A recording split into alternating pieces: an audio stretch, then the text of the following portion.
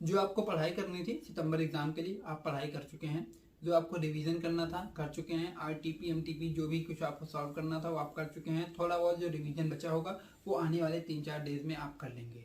अब मैं इस वीडियो में बात करने वाला हूँ कि आखिरकार उन 3 घंटे में एग्जाम हॉल में परफॉर्म कैसे करना है अकाउंटिंग के पेपर में, क्योंकि बाकी सब चीज़ें आपको बता चुके हैं सब लोग। एक बात और बता देता हूँ, इस वीडियो में मैं आपको ये सब नहीं बताने वाला हूँ कि 3 घंटे में आपको टाइम मैनेजमेंट करके चलना है, ये करके चलना है, वो बहुत ही यूनिक बातें बताने वाला हूँ। और उस यूनिक बातों को जानने के बाद आप जब एग्ज़ाम हॉल से निकलेंगे तो आपको ये नहीं बोलना पड़ेगा कि यार आता तो सब था लेकिन वहाँ पे दिमागी काम करना बंद कर गया।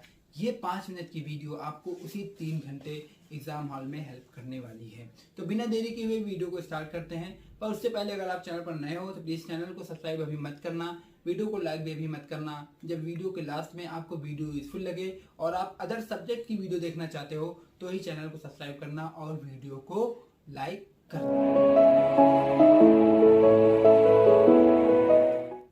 तो जी हाँ दोस्तों, मैं शुभम तिवारी आप सभी का स्वागत करता हूँ अपने चैनल पर। जैसा कि मैं बता चुका हूँ इस वीडियो किस बारे में होने वाली है। एक छोटी सी एडवाइस और बोलना चाहूँगा कि अगर आपके पास 5 मिनट नहीं है इस वीडियो को देखने का तो अभी भी समय है, आप वीडियो स्किप करके जा सकते हैं। उसका रीज़न है, अगर आप इस वीडियो को देखते हैं आधी अधूरी तो आपका समय भी वेस्ट होगा और मेरा कंटेंट भी वेस्ट हो जाएगा। तो प्लीज़ थोड़ा सब्र रखिएगा, बातों को समझने की थोड़ी कोशिश करिएगा। बातें हो सकती हैं थोड़ी टेक्निकल हो पर यूजफुल बहुत ज़्यादा होने वाली हैं। तो सबसे पहले मैं आपको बताऊं कि आपको एग्ज़ाम स्टार्ट में सबसे पहले क्या ध्यान रखना है। आपको एग्ज़ाम स्टार्ट करते टाइम सबसे पहले आपको छोटे मार्क्स के क्वेश्चन अटेम्प्ट करने हैं। पर क्यों? क्योंकि छोटे मार्क्स के जब आप क्वेश्चन अटेम्प्ट करोगे उसका सबसे बड़ा बेनिफिट ये होता है कि अगर छोटे मार्क्स के क्वेश्चन में बहुत ज़्यादा थिकनेस नहीं होती है, एकदम सिंपलेस्ट क्वेश्चन होते हैं। लॉन्ग क्वेश्चन के कंपेरिजन आपका समय भी बहुत कम लेते हैं और full out of full marks मिलने के बहुत ज़्यादा चांसेस होते हैं। तो इसीलिए आपको कोशिश करनी है कि पहले 5 या 7 नंबर के क्वेश्चन से पेपर की स्टार्टिंग की जाए। ठीक है। सेकंड पॉइंट अब आपको क्या याद रखना है कि आपको स्टार्टिंग में एटलीस्ट 70 क्वेश्चन की अगर बात करें तो उसमें से 30 to 35 मार्क्स के ऐसे क्वेश्चन ढूंढ लेने हैं। आपको ऐसे क्वेश्चन पहले 1.5 घंटे में सॉल्व करने हैं जिसमें आप 110% श्योर हो कि आपका आंसर सही होगा। पर ऐसा क्यों?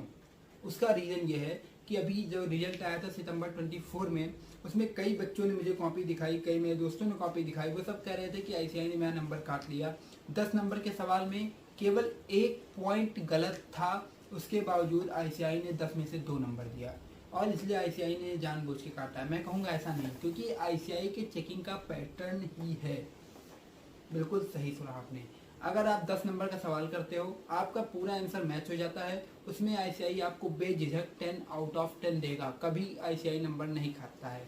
लेकिन अगर आपकी एक भी गलती हो गई, भले वो बहुत ही स्मॉलर मिस्टेक तो हो सकता है आईसीआई आपको 10 में से केवल 2 नंबर दे। ऐसा आईसीआई का चेकिंग पैटर्न है जो मैंने एनालिसिस किया है, उसके बेसिस पे बता रहा हूँ। तो इसीलिए मैं कहता हूँ कि एटलीस्ट आपको स्टार्टिंग के 1.5 घंटे में 30 to 35 क्वेश्चन ऐसे करने हैं जिसमें आप 110% श्योर हो कि इसका आंसर मैच हो जाए। पर सवाल ये है कि मान लीजिए क्वेश्चन पेपर टफ आ गया और मैंने क्या बोला था कि आपको स्टार्टिंग में 30 to 35 मार्क्स के ऐसे क्वेश्चन कर लेने हैं जिसमें आप 110% श्योर हो। उस टाइम पर आप मुझे गाली देने लगोगे कि भैया क्वेश्चन तो मिल ही नहीं रहा है, अब मैं क्या करूं, अब तो मैं फेल हो जाऊंगा। तो उसके लिए मैं आपको मेंटॉस स्ट्रेटजी बताने वाला हूं। तो देखिए क्या होता है, अगर क्वेश्चन पेपर टफ आ जाता है तो ऐसे समय में आपको ये वाली स्ट्रेटजी अप्लाई करनी है जो मैं बताने वाला हूँ। देखिए सेम रहेगा, हो सकता है इसमें आपको 30 to 35 मार्क्स के क्वेश्चन ना कॉन्फिडेंसली आते हो, पर इतना तो मिनिमम है, कितना भी पेपर टफ हो जाएगा आप 10 से 15 मार्क्स का क्वेश्चन बहुत ही ईजिली कर ले जाओगे। उतना तो आप पेपर में ढूंढ ही लोगे, उस लेवल के क्वेश्चन ईजी मिल जाएंगे। तो उसमें आपकी स्ट्रेटजी होगी कि पहले एक काम करते हैं, 10 से 15 मार्क्स के जो इजी क्वेश्चन है उनको पहले सॉल्व कर लेते हैं। ठीक है। अब उसके बाद आपके सामने बचता है 50 to 55 मार्क्स का पेपर। उसको कैसे सॉल्व करना है, उसमें आपको सिर्फ सॉल्व करने की कोशिश करनी है। आई नो पेपर टफ है तो हो सकता है आपका कोई भी आंसर मैच ना हो। अब क्योंकि आंसर नहीं मैच होगा तो मैंने आपसे क्या बोला है कि हो सकता है आईसीआई आपको 2 नंबर दे, तो फिर आप टेंशन में आ जाओगे कि यार आईसीआई अगर 2 नंबर देगा तो फिर मैं कैसे पास होऊंगा। तो उसका सिंपल सा ये फॉर्मूला है कि जब पेपर टफ होता है तो आईसीआई अपने पहले कॉन्सेप्ट को क्रॉस कर देता है, यानी कि तब वो 10 में से 2 नहीं बल्कि 10 में से 8 नंबर देता है। अगर आपकी छोटी मोटी मिस्टेक्स हैं। क्या समझे? समझने का मतलब ये है कि अगर पेपर टफ आता है तो आपको सिर्फ पेपर को अटेम्प्ट करने पे फोकस करना है रेदर देन सही अटेम्प्ट करने से। मतलब आपका क्वेश्चन सही है गलत है कैसा हो रहा है उस पर बिल्कुल ध्यान मत दीजिए, बस कोशिश करिएगा कि 3 घंटे में आप 100 आउट ऑफ 100 मार्क्स का पेपर अटेम्प्ट करें। आईसीआई आपको खुद ब खुद नंबर देगा। क्यों देगा? उसका भी रीज़न है, क्योंकि जब पेपर टफ होगा, टफ लेवल का आएगा, तो वो 60 to 65% जो बच्चे होंगे वो ऑलरेडी उस एग्ज़ाम हॉल में बैठे बैठे सोच लेंगे कि अगली बार से सही पढ़ के आऊँगा, अब जनवरी अटेम्प्ट की तैयारी करनी पड़ेगी। लेकिन अगर आप इस वीडियो को देख के जा रहे हो तो वहाँ पे आपको ये सोचना है कि तब पेपर में 60% ऑलरेडी बाहर हो चुके हैं, वो पेपर ही नहीं अटेम्प्ट करेंगे, वो केवल 30-40 का अटेम्प्ट करके निकल लेंगे। आपको क्या करना है? आपको सिर्फ 100 आउट ऑफ 100 का पेपर अटेम्प्ट करना है। अब आप कहोगे ऐसे कैसे अटेम्प्ट कर देंगे, नहीं आएगा तो? बीकॉम का पेपर तो सबने दिया होगा ना, बस बिल्कुल बीकॉम समझ के करना है। फॉर एग्जाम्पल कैसे करना है? मान लीजिए क्वेश्चन आया है AS7 का और आपसे पूछा गया है कि आप बताइए प्रॉफिट एंड लॉस हर साल आप कितना चार्ज करोगे, ठीक है, लेकिन आप नहीं चार्ज कर पा रहे हो, तो आप क्या करिएगा? एटलीस्ट आप उसमें स्टेज ऑफ कंप्लीटेशन अगर आपको निकालना आता है तो आप वो भी निकाल दीजिएगा। बेशक उसमें पूछा नहीं गया है, हो सकता है आपको उसमें नंबर मिल जाए, इवन मिलते भी हैं, मगर कब? जब पेपर टफ होता है। अदरवाइज अगर एवरेज पेपर है तो जो मैंने पहले आपको एक स्ट्रेटजी बताई थी वही स्ट्रेटजी अप्लाई करनी है, ठीक है। तीसरी बात। चौथी बात क्या है?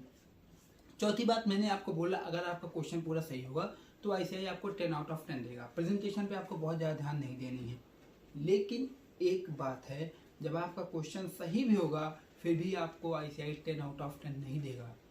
मगर कब? वो मैं आपको बताता हूँ। आपने पूरा क्वेश्चन सॉल्व किया किसी भी तरीके से, मेरे का प्रेजेंटेशन में ध्यान मत देना, आपने इधर उधर पूरा सॉल्व कर दिया। आंसर क्या था? आंसर आपने बीच में कहीं लिख दिया था। कभी कभी कुछ क्वेश्चन ऐसे होते हैं जिनका आंसर बीच में आता है लेकिन नीचे भी कुछ स्टेप करने होते हैं। जो आईसीआई पूछता है वो बीच का पार्ट पूछता है। आपने पूरा क्वेश्चन सॉल्व किया, आंसर कहीं बीच में है। अब जब एग्जामिनर कॉपी चेक करने आ रहा है उसके पास इतना समय नहीं है कि वो आपके एक एक स्टेप को मिलाए। उसके पास स्टार्टिंग में उसका फोकस होता है कि वो आपका आंसर देखे, अगर आंसर मैच हो गया तो फुल आउट ऑफ फुल दे, वो आगे बढ़े। लेकिन अब पता चले उस क्वेश्चन में उसको यही नहीं समझ में आ रहा है कि आखिरकार आपने आंसर कहाँ लिखा है, और बहुत बार ऐसा हो जाता है।